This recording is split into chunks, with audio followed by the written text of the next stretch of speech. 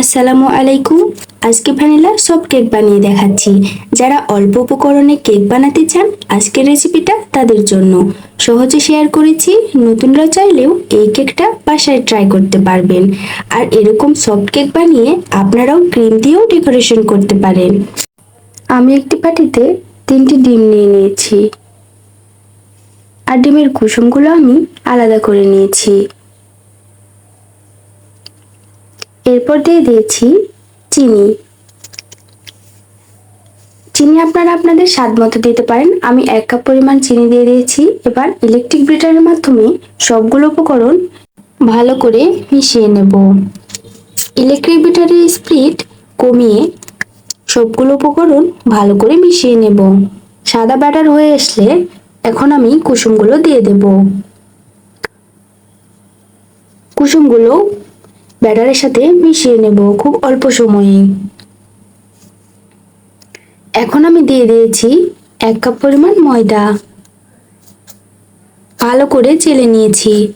এখন দিয়ে দিয়েছি 1/2 চামচ পরিমাণ বেকিং পাউডার, 1/2 চামচ পরিমাণ বেকিং সোডা, আর দিয়ে দিয়েছি 1/2 চামচ পরিমাণ এলাচ গুঁড়ো।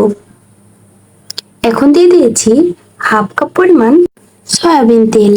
এখন আমি একটি চামচের সাহায্যে এক পাশ থেকে ঘুরিয়ে ঘুরিয়ে ব্যাটারটি তৈরি করে নেব। ব্যাটারটির ঘনত্ব এইরকম হবে, খুব বেশি পাতলাও হবে না, আবার খুব বেশি ঘনত্বও হবে না।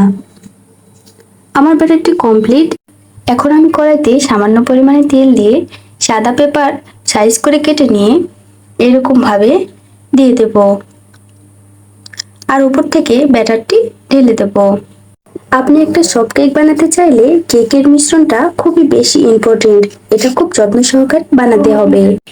কড়াইটি চুলাতে বসিয়ে দিয়েছি।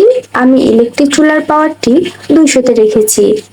মিডিয়াম আঁচে রেখে কেকটি তৈরি করে নিতে হবে। খুব বেশি হিট দিলে কেকের নিচটি পুড়ে যেতে পারে। মিডিয়াম হিটেই আমি 25 মিনিট রেখে কেকটি নামিয়ে নিয়েছি। আমার কেকটি 25 মিনিটেই তৈরি হয়ে গেছে। এরকম ভাবে চেক করে নিতে হবে।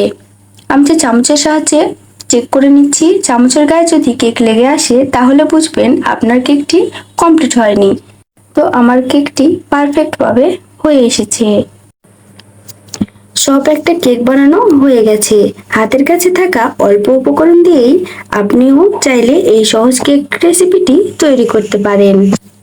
আমার কেকটি এখনো গরম আছে। আমি নিচের এই সাদা পেপারটি তুলে নিয়েছি। আপনারা চাইলে সাইজ মতো কেটে ক্রিম দিয়েও ডেকোরেশন করতে পারেন। দেখুন ভেতরটা কতটা নরম এবং সুন্দর হয়েছে, খেতেও দারুণ মজা হয়েছে। আমার রেসিপিটি যদি ভালো লেগে থাকে অবশ্যই আমার পেজে ফলো দিয়ে লাইক, কমেন্ট, শেয়ার করতে ভুলবেন না। ধন্যবাদ সবাইকে। আজকে এখানেই বিদায় নিচ্ছি। আল্লাহ হাফেজ।